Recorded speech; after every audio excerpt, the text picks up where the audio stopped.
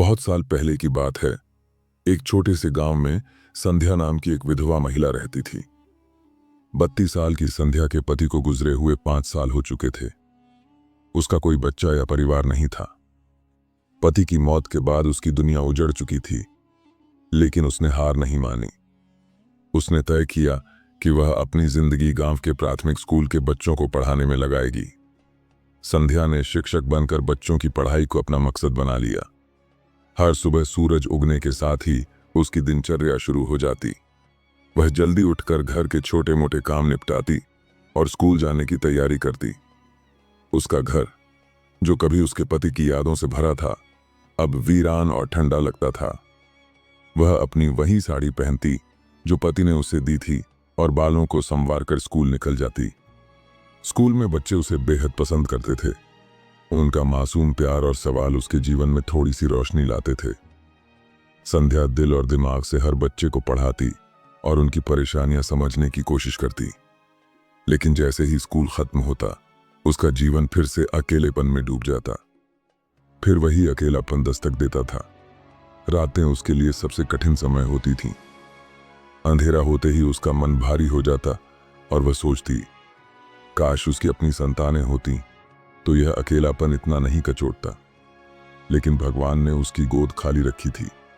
एक दिन गांव के स्कूल में एक नया शिक्षक आया। उसका नाम अनिल था।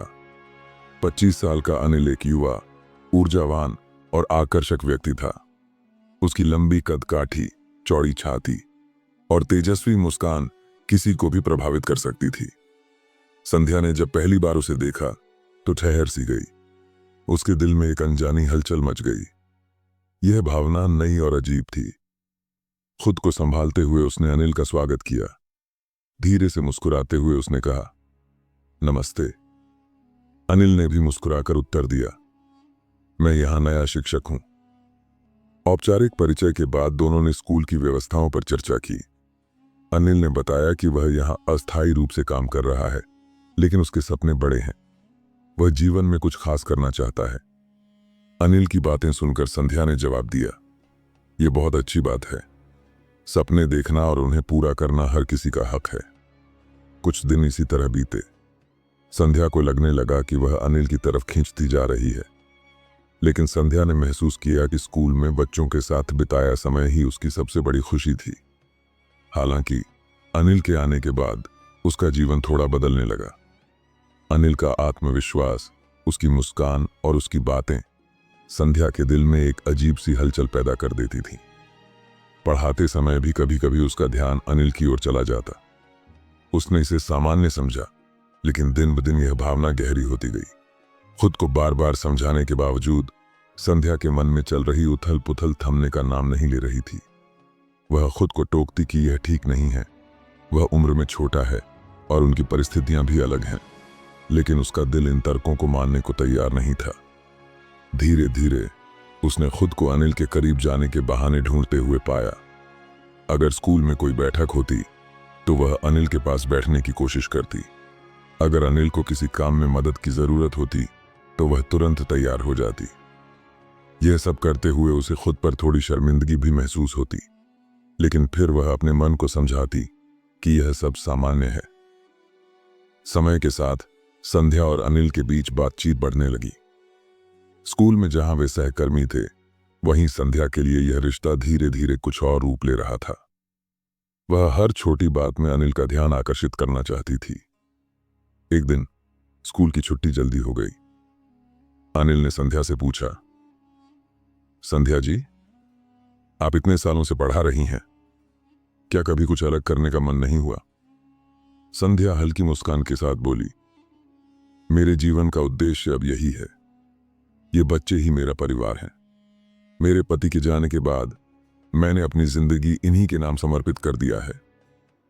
अनिल ने उसकी बात ध्यान से सुनी और कहा, आपका समर्पण वाकई सराहनीय है, लेकिन क्या आपने कभी सोचा है कि आपके जीवन में इससे भी अधिक खुशी हो सकती है?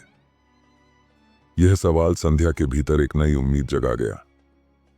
उसे लगा कि शायद अनिल भी उसकी भावनाओं को समझता है।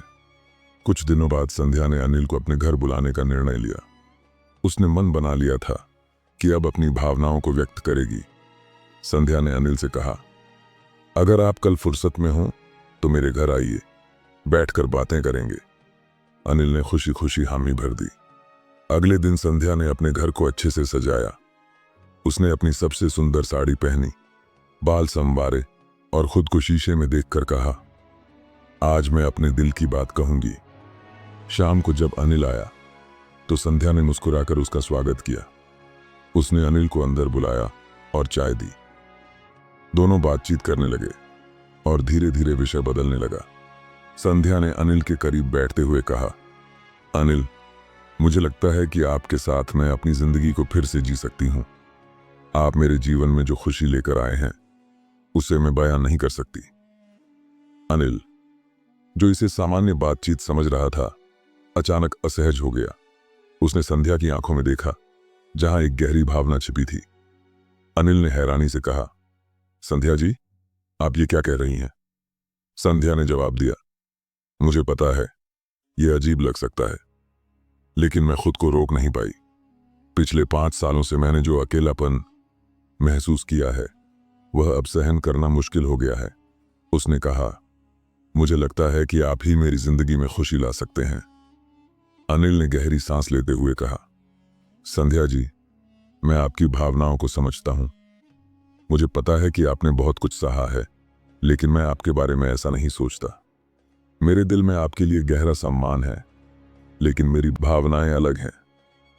मैं ऐसा कुछ नहीं कर सकता जिससे लगे कि मैं आपकी स्थिति का फायदा उठा रहा हूं।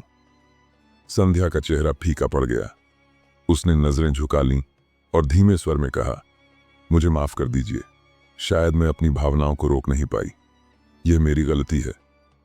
अनिल ने कहा, यह कोई गलती नहीं है, यह इंसानी भावनाएं हैं, लेकिन मैं चाहता हूं कि आप इसे समझें और इसे एक सीख के रूप में लें।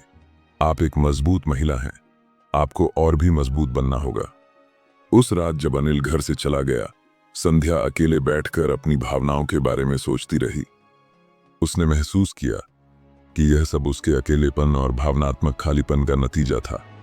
उसने खुद से वादा किया कि अब वह अपनी भावनाओं को अपने ऊपर हावी नहीं होने देगी। अपनी भावनाओं पर काबू रखकर संध्या ने अपने जीवन को नई दिशा देने का निर्णय लिया। उसने समझा कि कठिनाइयां और अकेलापन जीवन का हिस्सा हैं, लेकिन उनसे लड़ने का तरीका ही इंसान की पहचान बनाता है। उसने अपनी ऊर्जा को सकारात्मक दिशा में मोड़ते हुए स्कूल के बच्चों के लिए और भी अधिक समर्पण से काम करना शुरू किया। संध्या ने तय किया कि वह सिर्फ बच्चों की शिक्षिका नहीं, बल्कि उनके जीवन का एक अहम हिस्सा बनेगी। अनिल की बातें उसके मन में गहराई तक बस गई थीं। उसने उसे सिखाया था कि भावनाओं को नियंत्रित रखना और अपने उद्देश्य को जीवन का आधार बनाना कितना महत्वपूर्ण है। कहानी हमें सिखाती है कि जीवन में कठिनाइयां और भावनात्मक संघर्ष हर किसी के जीवन का हिस्सा है, लेकिन असली ताकत इनसे उभरने और अपने जीवन को सकारात्मक दिशा में मोड़ने में है। संध्या ने अपने अकेलेपन और संघर्ष को अपनी कमजोरी नहीं, बल्कि अपनी ताकत बनाया। अगर आपको यह कहानी पसंद आई हो और आपने इससे कुछ सीखा हो, तो इसे लाइक करें और अपने दोस्तों के साथ शेयर जरूर करें। ऐसी ही प्रेरक कहानियों के लिए हमारे चैनल इतिहास का धरोहर को सब्सक्राइब करें। कहानी सुनने के लिए धन्यवाद।